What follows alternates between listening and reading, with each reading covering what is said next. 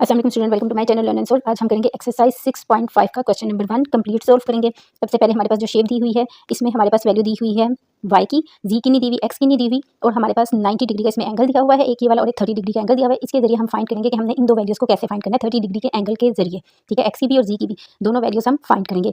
y की आपके पास है, सबसे पहले हम ये देखते हैं, हम ये दो चीज़ें लेते हैं। हम क्या ले रहे हैं, परपेंडिकुलर और बेस। और परपेंडिकुलर और बेस किसके बराबर होता है आपका tan थीटा के बराबर। ठीक है, ये हमने अपनी बुक में भी पढ़ा था कि यहाँ पे हमने यही जो ट्रिग्नोमेट्रीज हमने स्टार्टिंग से करे हैं फर्स्ट एक्सरसाइज से वही वाली लेंगे, परपेंडिकुलर ओवर बेस हम ले रहे हैं, तो ये हमारा आ जाएगा tan थीटा के बराबर। तो यहाँ पे हम tan थीटा जो है परपेंडिकुलर ओवर बेस ले रहे हैं। ठीक है, ये ले लिया। अब आपने tan थीटा की वैल्यू यहाँ पे क्या दी हुई है 30, जो उसने खुद हमें वैल्यू दी हुई है, हम 30 वो वैल्यू लगा देंगे और ये हमारे पास आ जाएगा x ओवर y। x हमने फाइंड करना है, y की जगह y की वैल्यू हम 4 पुट कर देंगे। ठीक है, और इसी तरह tan थीटा की वैल्यू 1 ओवर अंडरस्कोर 3 पुट कर देंगे उसके नीचे। ठीक है, ये वैल्यू tan थीटा वगैरह की भी हमने सारी पढ़ी हुई है। अब अंडरस्कोर 3 जो सा आपका x से मल्टीप्लाई हो रहा है, 4 आपका 1 से मल्टीप्लाई हो रहा है, x अंडरस्कोर 3 जो सा है ये आपस में मल्टीप्लाई हो रहे हैं, तो 4 के नीचे आके ये डिवाइड हो जाएंगे, तो आपके पास x की वैल्यू आ जाएगी 4 over underscore 3 centimetre. First value आपकी फाइंड होगी। सेकंड वैल्यू भी हम इस मेथड से भी फाइंड कर सकते हैं, इसमें दो मेथड यूज कर सकते हैं, लेकिन हम इसी मेथड से पहले करते हैं। हम यहाँ पे साइन थीटा ले लेते हैं ओवर परपेंडिकुलर ओवर हाइपोटेनियस ले लेते हैं। ठीक है, साइन थीटा बराबर होता है परपेंडिकुलर ओवर हाइपोटेनियस के।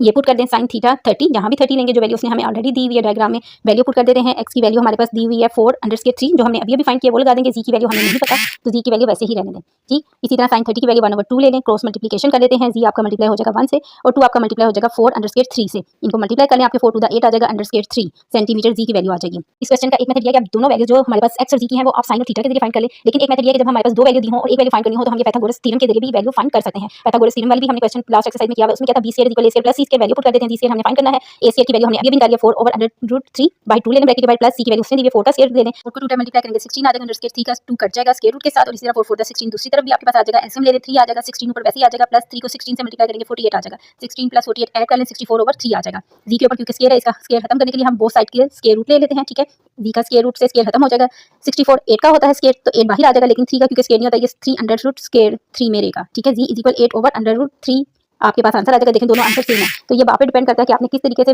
इस मेथड को सोल्व करना है। tan और sin दोनों ले लें, एक तरफ tan और एक तरफ sin, तो भी आपका दोनों वैल्यूज की आ जाएंगी। और दूसरा मेथड ये है कि आप पाइथागोरस थ्योरम यूज कर लें, अगर आपके पास दो वैल्यू फाइंड हो जाती है तो थर्ड वैल्यू आप इस मेथड से निकाल लें। Next question solve